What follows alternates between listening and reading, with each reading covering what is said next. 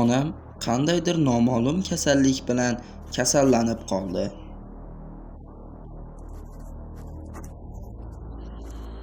U butun kunni yotoqda o'tkazdi. U shu paytda uxladimi yoki uyg'oqmi bilmas edim. Lekin uning ko'zlari ochiq, shiftga qaragan holda yotar edi. Onam oxirgi kunlarda juda ham o'zgarib qolgan. Lekin nima bo'lishidan qat'iy nazar, men uni juda ham yaxshi ko'raman.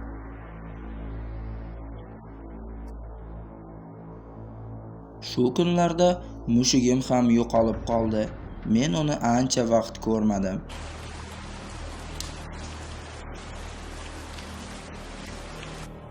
Bir kuni kechasi u mening xonamga kirdi va meni kuzatib turar edi.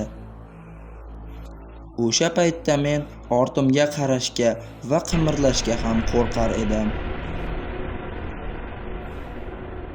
Bu voqealar ancha davom etdi.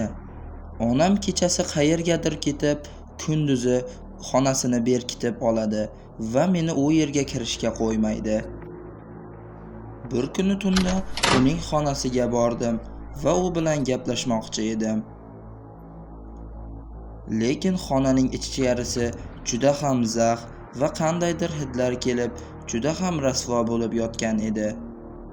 Birozdan so'ng onam kelib qoldi.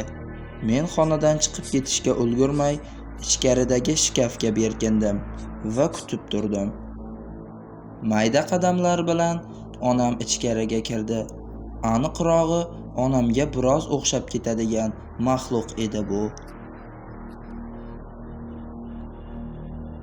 Liza, men seni shu yerda ekanligingni bilaman. Chiq, yashirinma qizim. Mendan qo'rqma. Bugun maktabga bormaganimga 2 hafta ham bo'ldi. Iltimos, eshikni oching, siz bilan gaplashib olishim kerak. Men onamni yaxshi ko'raman. U mendan qon va go'sht so'radi. Shuning uchun men eshikni ochdim va berkindim. Xonim, biz bilan gaplashib olishingiz kerak. Liza 13 kundan beri maktabga bormayapti. Men tirikman va onamga yordam bera boshladim.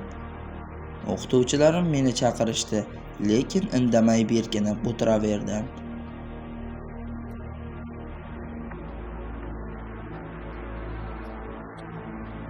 U Lizaning onasiga o'xshamaydi-ku. Bu kim bo'ldi ekan? Ey Xudoyim, bu kim bo'ldi? Sudlik bilan politsiyani chaqirishimiz kerak-ku. Ular bu orada mening yangi onam bilan do'stlashib olishdi. Men esa yangi onamni juda ham yaxshi ko'raman.